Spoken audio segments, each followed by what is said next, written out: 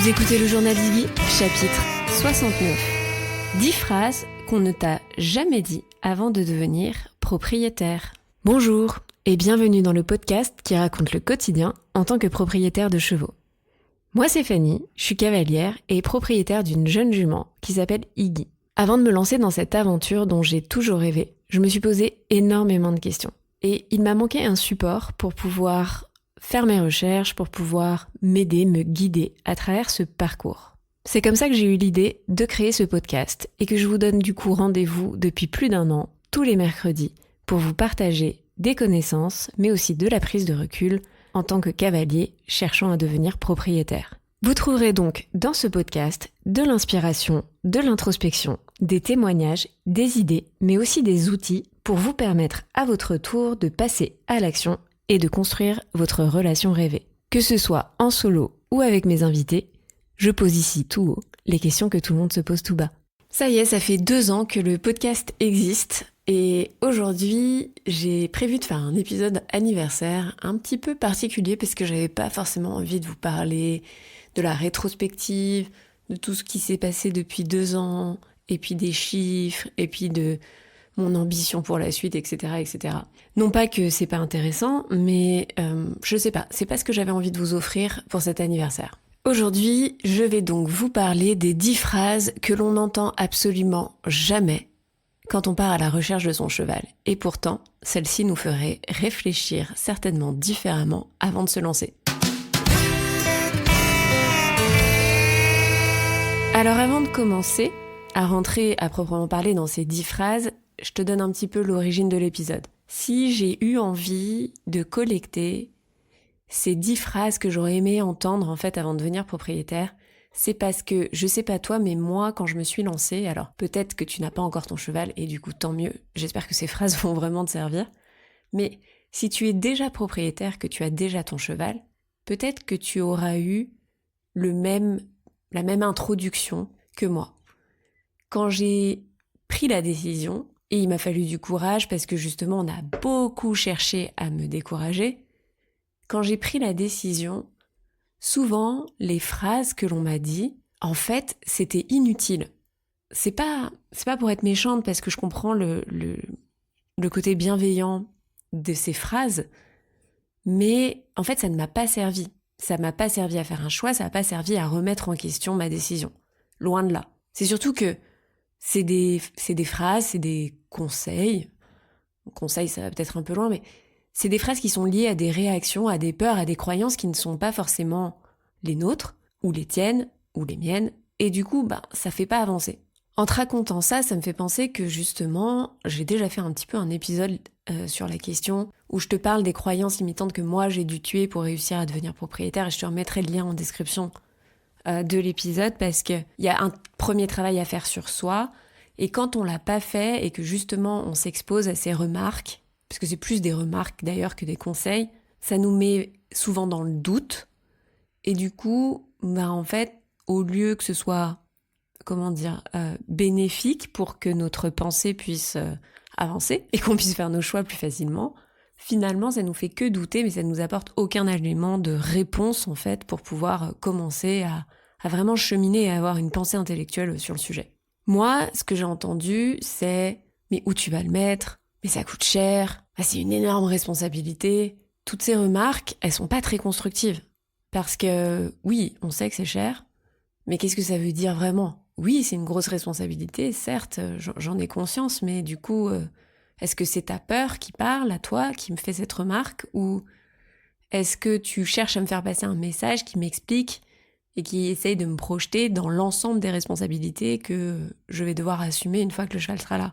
Donc, souvent, ces phrases, ces remarques, voilà, c'est ça, je comprends d'où elles viennent, je vois le côté bienveillant de vouloir aider la personne à se poser les bonnes questions, mais finalement, en soi, c'est pas des bonnes questions. Parce que c'est juste des sortes de phrases réflexes qui font pas grandir la pensée et qui permettent pas du tout à la personne qui est en train de prendre sa décision de devenir propriétaire, d'avoir son cheval, de se projeter dans qu'est-ce qui va se passer concrètement demain, quand le cheval sera là. Finalement, c'est comme une sorte de petit guide, de checklist de ce qu'il faudrait avoir élucidé avant de se jeter à l'eau. Donc si tu n'es pas encore propriétaire, je t'invite vraiment à essayer de répondre à toutes ces phrases, ou en tout cas de te les poser avec honnêteté. Je sais pas, tu prends un papier, un stylo, tu te poses.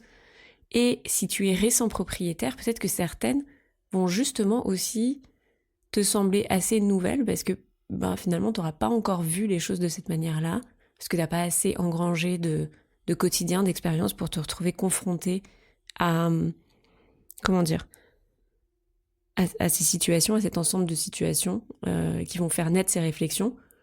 Et peut-être même que si tu es déjà propriétaire depuis quelques années, tu vas te dire « Oh là là, je suis en plein dedans ». Et du coup, de prendre le temps de se poser et de se dire « Ah bah oui, si je me posais la question de cette manière-là, peut-être que finalement ça, c'est pas que ça va résoudre les équations, mais ça va peut-être t'aider à cheminer différemment pour résoudre ces équations. » Je vous propose de rentrer dans le concret de ces 10 phrases que l'on n'entend jamais avant d'acheter son cheval, et pourtant, qu'est-ce qu'elles auraient pu nous aider? La première, et je vais commencer par un unpopular opinion, comme on dit sur les réseaux sociaux, mais devenir propriétaire, c'est l'école de la vie. Parce que là, il y a eu beaucoup de négatifs. En tout cas, moi, les phrases que j'ai entendues et celles que je vais vous donner après peuvent sembler parfois un petit peu pessimistes.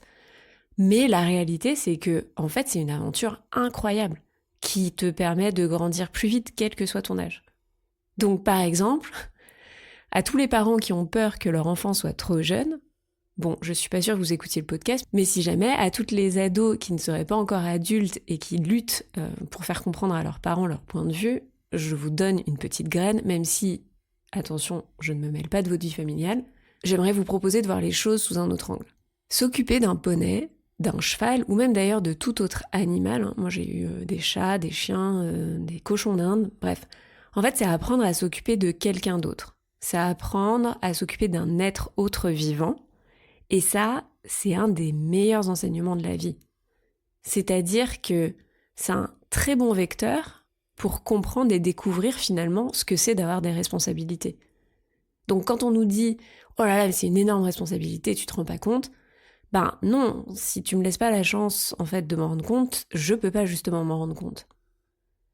Et non seulement tu apprends à t'intéresser à l'autre finalement quand tu deviens propriétaire d'un cheval, mais au passage, t'apprends tellement sur toi, sur tes attentes, sur la gestion de tes émotions, sur ta résilience.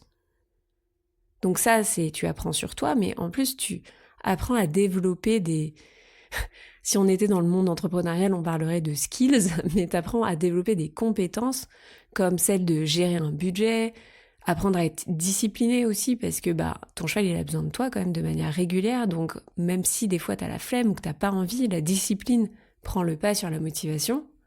Et ça, des propriétaires aguerris vous le diront tous, mais en fait, avoir un cheval, c'est quand même vachement mieux qu'un bouquin de développement personnel.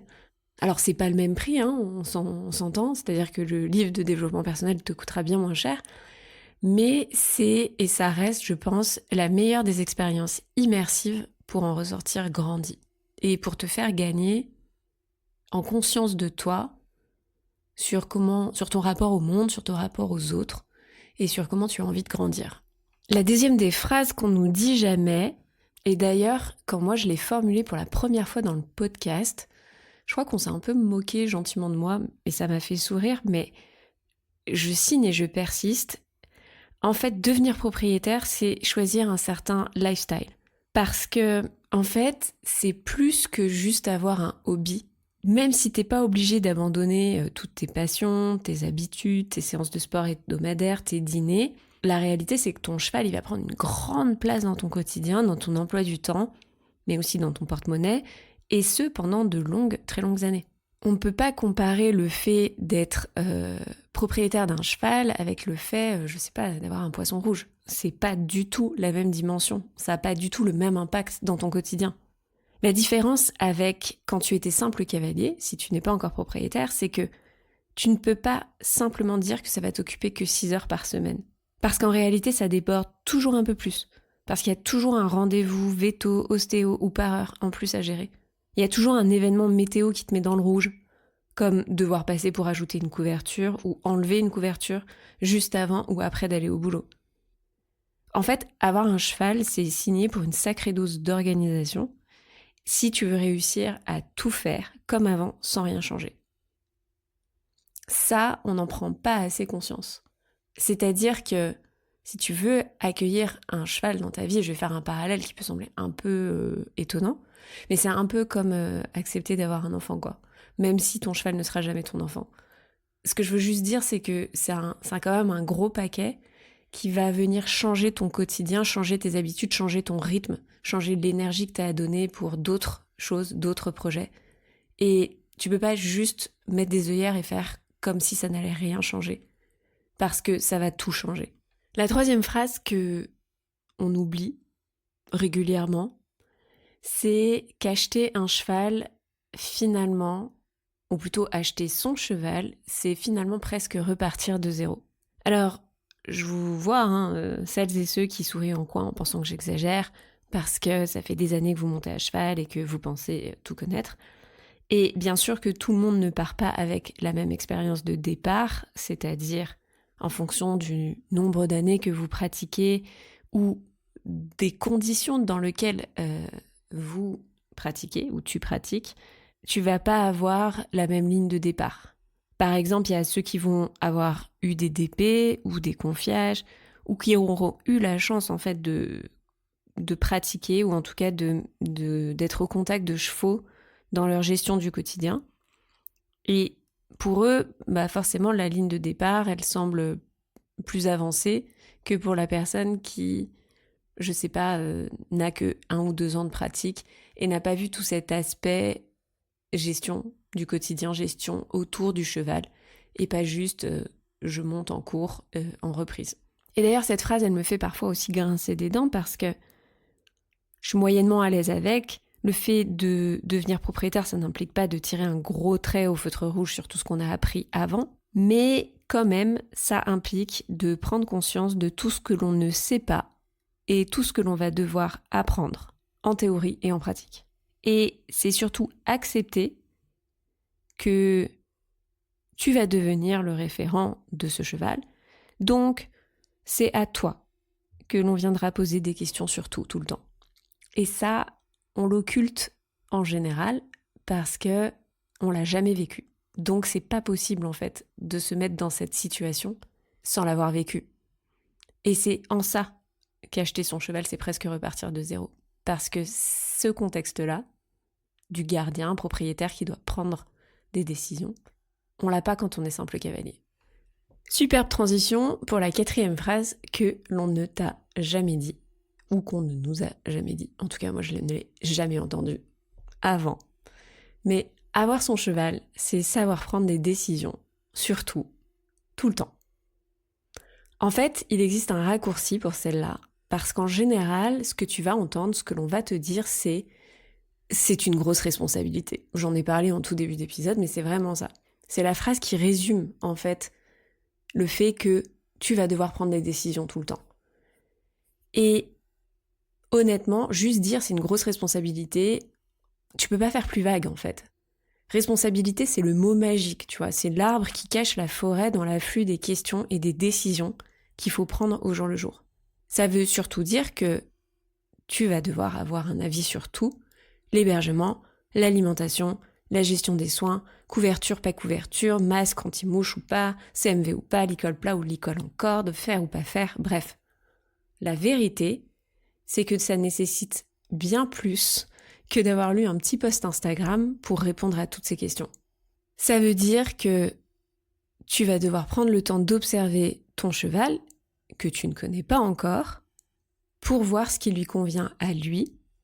Et ça veut dire que du coup, pendant ce temps où tu vas devoir t'habituer à sa présence et apprendre à le connaître, tu vas devoir résister à l'effet panique parfois, dû au trop-plein d'informations avec lequel tout le monde va te submerger. Dès que tu vas démarrer ta carrière de propriétaire, alors que toi, en fait, t'es encore sur ton petit nuage parce que tu viens de réaliser ton rêve de gosse et que t'as pas encore pris le temps en fait de te poser la question si t'allais mettre une couverture ou pas une couverture et que tu t'es pas encore fait un avis pour savoir si le masque anti-mouche c'est bien ou pas. Là-dedans, le meilleur des conseils que moi j'aimerais te donner, c'est respirer et prendre le temps d'avoir plusieurs avis et d'aller chercher par toi-même ce que tu penses du sujet et surtout de t'autoriser à te tromper parce que tu vas pas pouvoir tout faire bien du premier coup. Autre point hyper important qu'on oublie de nous expliquer, dans lequel on nous projette rarement et ce qui fait que pour moi, toi, ça va être le plus dur et qui fait que du coup, c'est un peu l'effet de masse là d'un coup quand on devient propriétaire, c'est que avoir son cheval, c'est apprendre à devenir multicasquette ou couteau suisse. Tu passes de cavalier à un peu entraîneur de ton cheval, à parfois infirmier, à herboriste en passant par organisateur en chef, pour ne pas dire tout simplement manager du quotidien de ton cheval. Et c'est génial, voyons le positif, parce que tu rajoutes des cordes à ton arc, comme apprendre à donner des seringues de vermifuge, faire des bandages pour un petit bobo, parer entre deux passages du podologue, connaître des choses comme les plantes comestibles et celles qui ne le sont pas, ou préparer des concoctions de plantes justement comme si t'étais un peu druide. Mais ce que personne ne voit, c'est à quel point tu dois jongler pour gérer l'emploi du temps de ton cheval, en plus du tien, en plus de celui de tes séances, par exemple si tu veux le bosser, et de ceux des professionnels qui vont oublier une fois sur deux le rendez-vous que tu leur auras donné. Tout ça, quand tu ne dois pas en plus orchestrer à distance, depuis tes vacances, le roulement des plannings de qui change les couvertures ou qui distribue la ration aujourd'hui au pré. Et c'est pour ça que je dis que c'est apprendre à être multicasquette et couteau suisse. Et c'est pour ça que c'est apprendre à être couteau suisse ou à devenir multicasquette, parce que tu vas quitter juste ton rôle de simple cavalier pour endosser le rôle et les responsabilités de plein finalement de corps de métiers différents qui vont beaucoup t'apprendre et vont t'aider à te faire grandir, et c'est du coup la phrase numéro 1 que je te partageais, mais qui peuvent être un peu impressionnantes en fait sur le départ. La 6e phrase que on ne nous dit jamais et qui pourtant est tellement importante, c'est que si la raison numéro 1 pour laquelle tu veux ton cheval, c'est d'être libre, laisse-moi là tout de suite te mettre un petit bémol. Devenir propriétaire, ce n'est pas tout à fait être libre de faire ce que l'on veut. Et c'est ça le grand paradoxe. Car quand tu es en club, tu es parfois frustré de devoir suivre le cadre, les horaires, le plan de la séance. Tu peux pas toujours tester de faire ceci ou faire cela. Toi, tu voulais avoir pompon plutôt que black à l'obstacle et tu peux pas. Et forcément, toutes ces contraintes, tu as l'impression que tu ne les auras plus quand tu vas devenir propriétaire de ton cheval. Ce qui, en un sens, est vrai. Mais, parce qu'il y en a un, par contre, ce que tu ne vois pas, ou ce que tu ne peux pas imaginer, c'est que quand tu deviens propriétaire, c'est que ton cheval, c'est lui qui va t'imposer ses contraintes, son cadre, et c'est avec ça que tu vas devoir composer. En fait, ton cheval, il est qui il est, et c'est pas un robot, ça, spoiler, tu le savais, mais ça veut dire que le moment où tu vas avoir ton cheval, tu vas devoir apprendre à le connaître et découvrir que finalement, peut-être que ton cheval, c'est un grand anxieux. Et sortir en balade, ça le fait pas pour lui. Et toi, pourtant, t'avais vraiment prévu que t'aurais un cheval pour aller faire de la balade. Et que ça va demander du coup beaucoup de travail pour que ce soit ok pour lui. Et du coup, la liberté de pouvoir sortir ton cheval en balade quand tu veux, oups, tu l'as pas. Ou alors, ton cheval, il va toujours te sortir un abcès la veille du jour où t'as prévu d'aller faire un stage avec tel intervenant, je sais pas où. Et du coup, pas de stage. Ou pas de concours.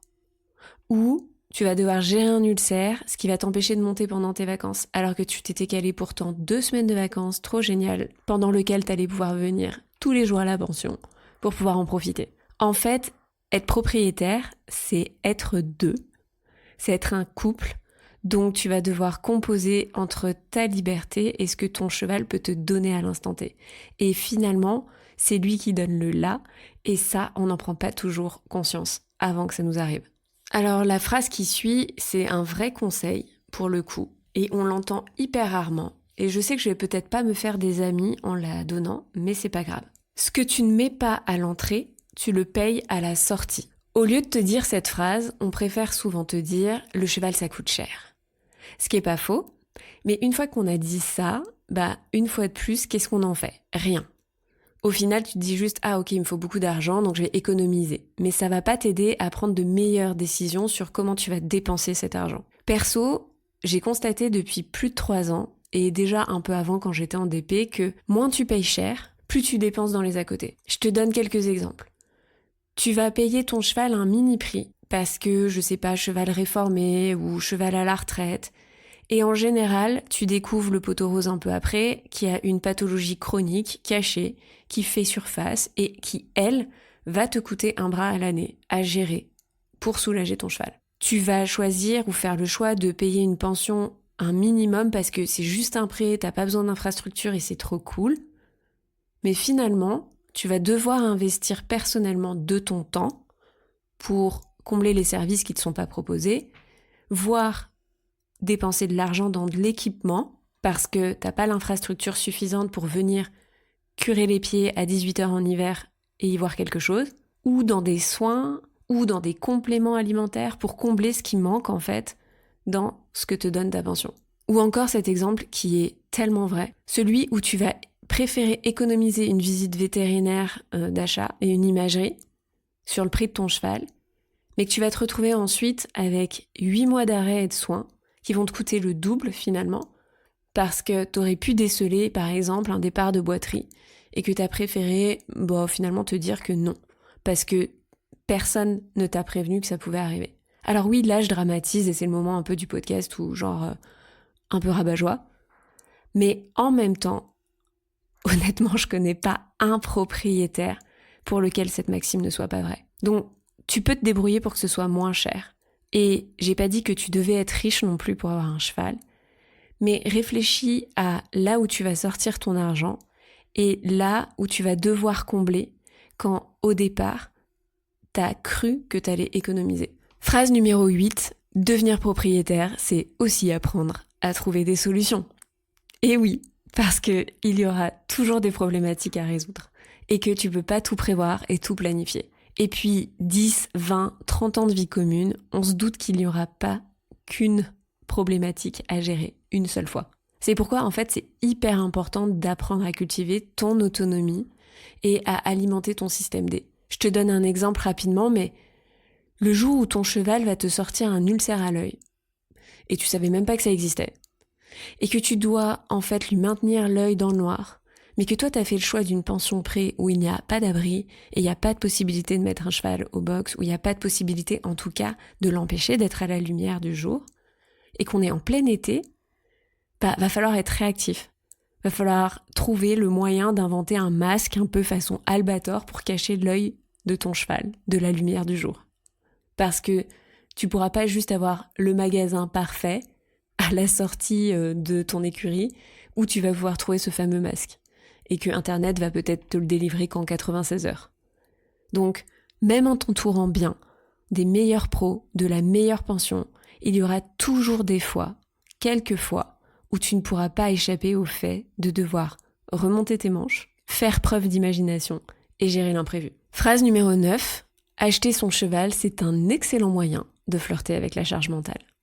Bon, celle-là, j'en ai fait un épisode entier et dès les débuts du podcast, dont je te remettrai le lien, je crois que c'est le chapitre 12, sans me tromper, mais c'est possible, ou le 10. Enfin, c'est vraiment dans les tout premiers épisodes que j'ai fait. En fait, devenir propriétaire, c'est être en mode on tout le temps. Tu peux pas faire on-off dans ton cerveau, comme quand t'étais simple cavalier. C'est pas tu quittes l'écurie et hop, tu te mets à penser à autre chose. Ton cheval, il a toujours une petite place particulière dans ton cerveau, qui s'active en permanence. Alors on est tous différents là-dessus, et tous plus ou moins sujets, entre guillemets, à la charge mentale, mais quand même. Quand tu rajoutes en fait la charge émotionnelle de s'occuper d'un autre être vivant, qui vit pas sous le même toit que toi, c'est difficilement inimaginable tant que tu ne l'as pas vécu. Et pire, il y a beaucoup de gens qui vont chercher à diminuer ton ressenti. Quand tu vas leur dire que en fait, y a trop de choses à gérer, tu sais pas par où commencer, et puis des fois ça te plonge dans l'anxiété. Un bon conseil, c'est d'y aller mollo au début dans la gestion de ton quotidien et du quotidien de ton cheval. En fait, c'est peut-être plus utile de prévoir de pas démarrer en faisant tout seul, en acceptant de l'aide, en acceptant de déléguer certaines choses, pour ensuite que tu puisses t'émanciper en ayant le confort d'avoir pris le temps de comprendre c'était quoi la vraie mission en fait quand t'es propriétaire de ton cheval. Il est temps de finir cet épisode qui commence à être un peu long et donc voilà la phrase numéro 10. Spoiler alerte, le cheval n'est pas autonome. Et je vais pas me faire des amis là non plus parce qu'aujourd'hui on entend beaucoup sur les réseaux sociaux que le cheval n'a pas besoin de nous pour être épanoui. Et en soi, pourquoi pas, c'est vrai, en partie. Mais attention, ton cheval est un cheval domestique et c'est pas parce que tu l'as mis au pré et qu'il vit de manière naturelle que c'est ok et qu'il a pas besoin de toi et qu'il est épanoui. Ça marche pas comme ça. C'est pas parce qu'il vit au pré qu'il mange à sa faim par exemple. C'est pas parce qu'il a des congénères qu'il a des copains. C'est pas parce qu'il a un abri qu'il se sent suffisamment à l'aise pour se reposer vraiment. Et c'est pas parce qu'il vit pieds nus qu'il n'a pas besoin d'être paré. Si je dis ça, c'est parce que c'est un projet. On l'a vu, c'est même un lifestyle qui va durer plusieurs années, voire plusieurs décennies. Et en fait, ça peut arriver qu'il y ait des périodes de ta vie où tu vas plus avoir le goût. Parce que, je sais pas, tu vas être débordé dans ton travail par exemple. Ou t'auras plus le temps, plus l'énergie. Parce que peut-être que tu vas te marier, tu vas avoir des enfants et que du coup, pompon, malheureusement, t'as plus 20 heures par semaine à lui accorder. T'as plus la bande passante. Et ça, c'est pas grave. Mais, je dis pas qu'il faut continuer à y aller tous les jours. Je dis juste qu'il faut pas partir du principe que tout va bien, juste parce que t'as rempli la checklist des soi-disant besoins fondamentaux. Le but, c'est que quand toi, tu peux plus assurer, tu sois sûr que pour lui, il y a quelqu'un d'autre qui assure. Que tout va bien au quotidien et qu'il est réellement bien là où il est. Voilà, c'en est tout pour aujourd'hui. Et je suis désolée d'avoir fini peut-être sur cette note un peu salée. Mais pour moi, c'est vraiment les 10 phrases qu'on ne nous dit jamais et qui pourtant nous font beaucoup plus réfléchir que simplement ça coûte cher, mais c'est une grosse responsabilité et où est-ce que tu vas le mettre. Je profite de cet épisode du coup un peu spécial pour faire une petite annonce. La liste d'attente du programme Devenir propriétaire a ouvert. Ce qui veut dire que si tu n'es pas encore propriétaire et que tu as envie en fait de prendre le temps de te former ou en tout cas de te sentir accompagné pour savoir quelles sont les différentes étapes par lesquelles tu dois passer, les questions que tu dois avoir balayées et comment tu vas te mettre en action pour savoir où trouver de manière autonome le futur compagnon de ta vie. Le programme est fait pour ça. Donc la liste d'attente est ouverte, le lien est en description de l'épisode où tu peux te connecter sur mon site internet iggyjournal.com et trouver le lien en direct. Je profite de cette annonce pour relire du coup une partie du témoignage que m'avait envoyé Emma, qui est pour moi en fait le meilleur des feedbacks que j'aurais pu recevoir justement. Donc Emma, elle a fait la version bêta du programme Devenir propriétaire il y a à peu près 1 an maintenant. Et quand elle a trouvé sa jument, elle m'a envoyé un super feedback. Et elle m'a dit « J'aurais dû faire le programme avant de démarrer quelconque démarche. Ça m'aurait permis de me poser les bonnes questions et de gagner du temps. » Et ça pour moi c'est un des plus beaux feedbacks parce que le programme, ça va juste t'apprendre en fait à te poser les questions importantes pour toi et pouvoir faire les choix pour toi. C'est te donner le début d'autonomie dont tu as besoin pour démarrer ton aventure cheval. Je te remercie d'écouter le podcast et d'avoir tenu jusque-là, je pense que ça t'a plu. Du coup, si tu veux nous récompenser, tu peux nous laisser un avis sur Apple Podcast ou Spotify et encore nous mettre une note 5 étoiles. Et si ce n'est pas encore fait, tu peux aussi nous rejoindre sur Instagram ou TikTok @iggy.journal, comme ça tu peux suivre nos aventures, notre quotidien à Iggy et moi. Je te remercie de ton écoute et à bientôt.